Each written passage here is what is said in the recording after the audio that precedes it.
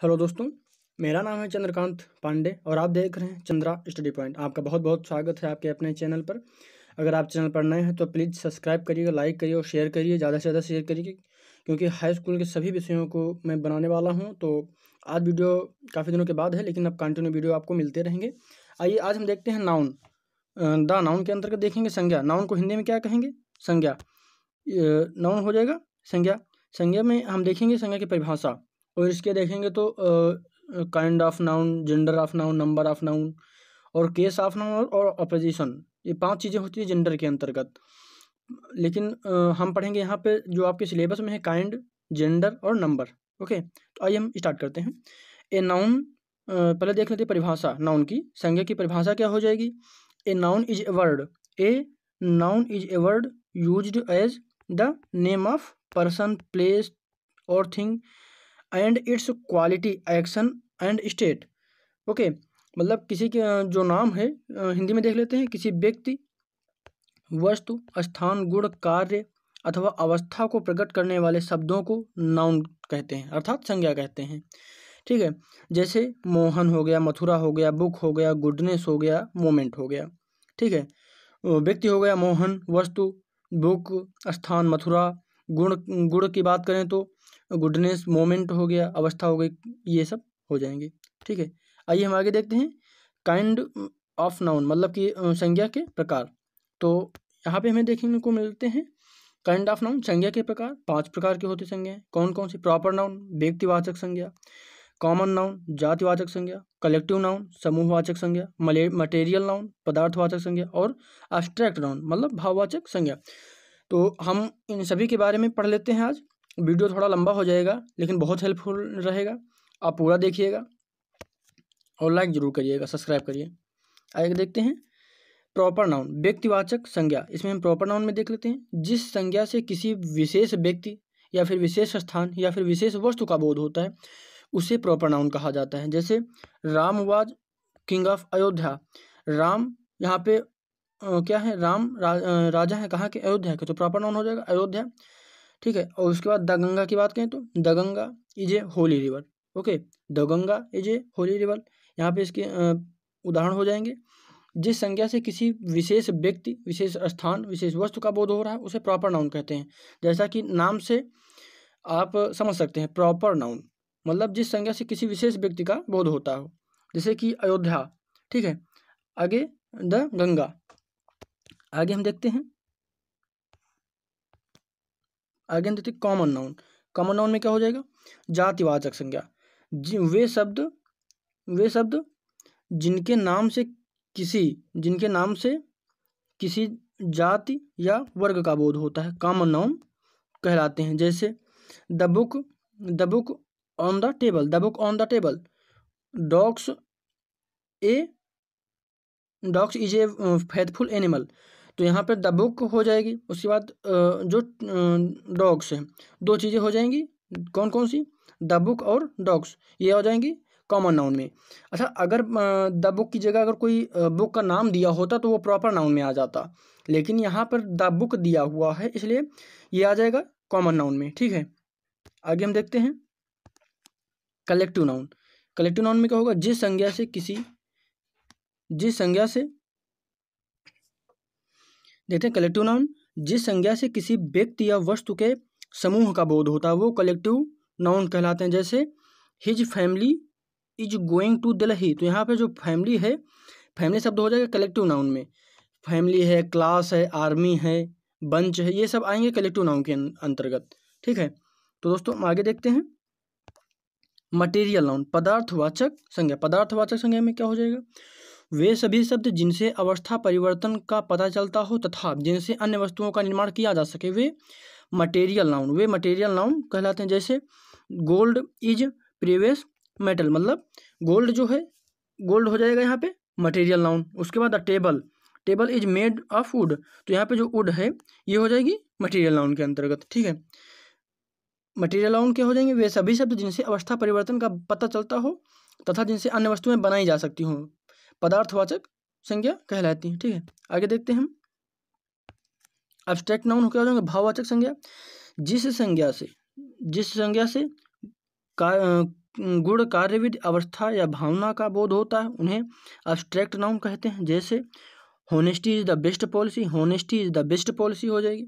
तो यहाँ पे होनेस्टी जो है एक गुण है, तो इसलिए ये भाववाचक संज्ञा में आ जाएगी। उसके बाद my father teach me in my childhood, तो यहाँ पे बचपन जो है ये हो जाएगा भाववाचक संज्ञा में। ठीक है, अवस्था यहाँ पे बताई जा रही है, तो ये इसलिए चाइल्डहुड और ऑनेस्टी जो जो इसमें दो शब्द हैं जो भाववाचक संज्ञा में आ जाएंगे। ठीक है, हम आगे देखते हैं संज्ञा के वचन। तो नंबर ऑफ नाउन, संज्ञा के वचन देख लेते हैं। तो संज्ञा के वचन में क्या होते हैं, नंबर से नाउन की संज्ञा का बोध होता है, मतलब जो नाउन होते हैं उनसे नाउन की जो नंबर होते हैं उनसे नाउन की संख्या का बोध होता है, संख्या का पता चलता है। तो ये दो प्रकार के होते हैं, कौन कौन से, सिंगुलर नंबर एक वचन, प्लूरल नंबर बहुवचन। दो प्रकार के होते हैं, सिंगुलर नंबर एक वचन और प्लूरल नंबर दो वचन। तो हम देखते हैं singular number.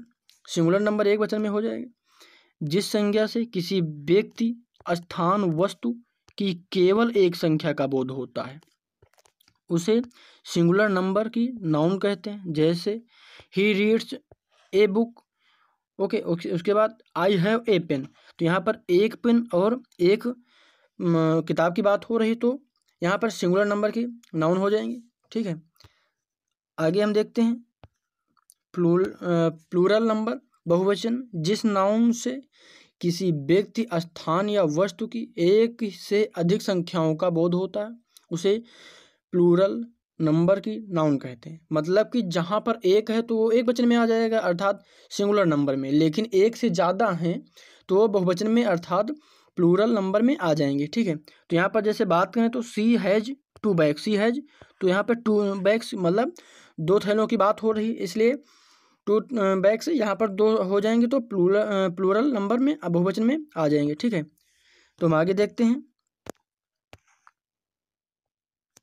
Gender of noun. Gender of noun में हम बात करते हैं तो जेंडर में जो लिंग है ये नाउन में कितने प्रकार के हो जाएंगे। जेंडर का अर्थ है किसी नाउन के विषय में, जेंडर का अर्थ है किसी नाउन के विषय में यह जानना कि वह पुरुष है अथवा स्त्री, जीवित है अथवा निर्जीव। ठीक है, तो नाउन जेंडर में क्या हो जाएंगे, जेंडर का अर्थ है किसी नाउन के विषय में यह जानना कि वह पुरुष है अथवा स्त्री, जीवित है अथवा निर्जीव। तो जेंडर कितने प्रकार के होते हैं, चार प्रकार के, कौन कौन से, masculine gender pulling, feminine gender स्त्रीलिंग, कॉमन जेंडर उभयलिंग और न्यूट्रल जेंडर नपुंसक लिंग। ठीक है, अब हम देख लेते हैं इन चारों के विषय में विस्तृत रूप से। तो देखते हैं आगे,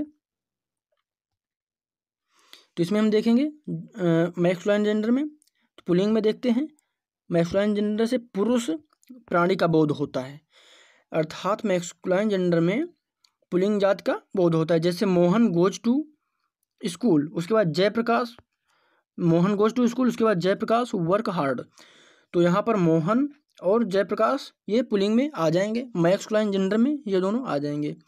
ठीक है, आगे हम बात करते हैं फेमिनाइन जेंडर की। तो फेमिनाइन जेंडर में स्त्रीलिंग का बोध होता है, फेमिनाइन जेंडर से स्त्री जाति का बोध होता है। जैसे सीता सिंह से स्वीट सॉन्ग और राधा राइट्स ए लेटर, तो यहाँ पर सीता और राधा ये फेमिनाइन जेंडर के उदाहरण हो जाएंगे। ठीक है, आगे हम देखते हैं कॉमन जेंडर उभयलिंग। कॉमन जेंडर से स्त्री तथा पुरुष दोनों प्राणियों की तरह के संकेत मिलते हैं, अर्थात दोनों प्राणियों का जिनसे बोध होता है वो कॉमन जेंडर के अंतर्गत आते हैं। जैसे the teacher teach me grammar, my friend is very good, मतलब कि जो टीचर है और टीचर, फ्रेंड्स, स्टूडेंट, डॉक्टर, ये सब जितने लोग हैं ये कॉमन जेंडर में आएंगे।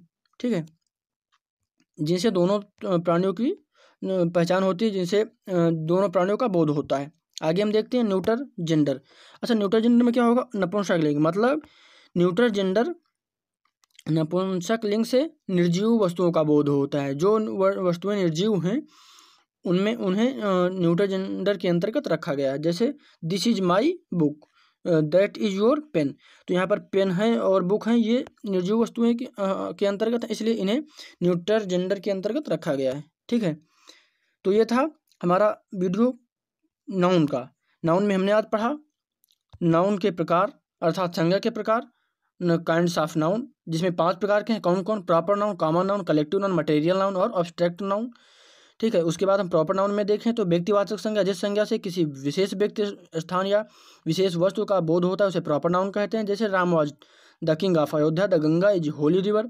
उसके बाद हमने पढ़ा कॉमन नाउन जातिवाचक संज्ञा वे शब्द जिनके नाम से किसी जाति या वर्ग का बोध होता है कॉमन नाउन कहलाते हैं। जैसे the book is on the table और डॉग इज फेथफुल एनिमल। ठीक है। उसके बाद कलेक्टिव नाउन में बात करें तो जिस संज्ञा से किसी व्यक्ति या वस्तु के समूह का बोध होता है वो कलेक्टिव नाउन के अंतर्गत आ जाएंगे। जैसे फैमिली, बंच, आर्मी वगैरह ये सब कलेक्टिव में आएंगे। उसके बाद मटेरियल नाउन की बात करें तो वे सभी शब्द जिनसे अवस्था परिवर्तन का पता चलता हो तथा जिनसे अन्य वस्तुओं का निर्माण किया जा सकता है वो मटेरियल नाउन आ जाएंगे, अर्थात पदार्थवाचक संज्ञा के अंतर्गत वे चीज़ें आ जाएंगी। जैसे सोना, चांदी, ये सब लकड़ी, ये चीज़ें आएंगी। जैसे gold is A previous metal, the table is made of would.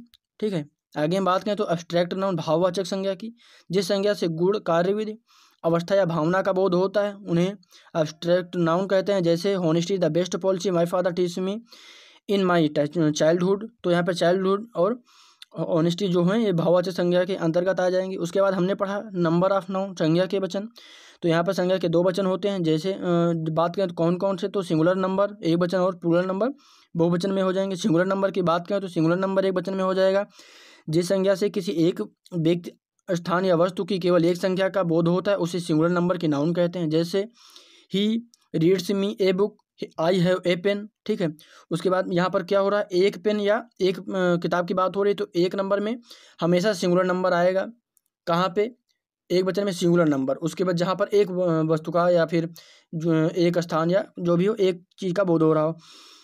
उसके बाद प्लूरल नंबर की बात करें तो प्लूरल नंबर बहुवचन जिस नाउन से किसी व्यक्ति, स्थान या वस्तु की एक से अधिक, मतलब अगर एक से अधिक संख्या है तो वहाँ प्लूरल नंबर ही आ ही जाएगा। उसके बाद जैसे कि उदाहरण देखें तो ही है टू बैग, तो यहाँ पर दो बैग, दो थैलों की बात हो रही है इसलिए यहाँ पर प्लूरल नंबर आ जाएगा। उसके बाद हमने पढ़ा gender of noun. Gender of the noun में देखेंगे तो जेंडर का अर्थ होता है किसी नाउन के विषय में यह जानना कि वह स्त्री पुरुष है या फिर जीवित या निर्जीव। तो जेंडर कितने प्रकार के होते हैं, मैस्कुलाइन जेंडर पहला, दूसरा हो जाएगा फेमिनाइन जेंडर स्त्रीलिंग, कॉमन जेंडर उभयलिंग और न्यूट्रल जेंडर नपुंसकलिंग। ये चार प्रकार के जेंडर होते हैं इंग्लिश में। ठीक है। वो आगे हम बात करें मैस्कुलाइन जेंडर की तो ये हो जाएगा पुलिंग। मैस्कुलाइन जेंडर से होता है प्राणी जाति का बोध, पुरुष प्राणी का बोध होता है, माफ कीजिएगा। तो मैस्कुलाइन जेंडर पुलिंग से पुरुष प्राणी का बोध होता है। उसके बाद हम बात करें उदाहरण की तो मोहन गोज टू स्कूल। उसके बाद जयप्रकाश वर्क हार्ड।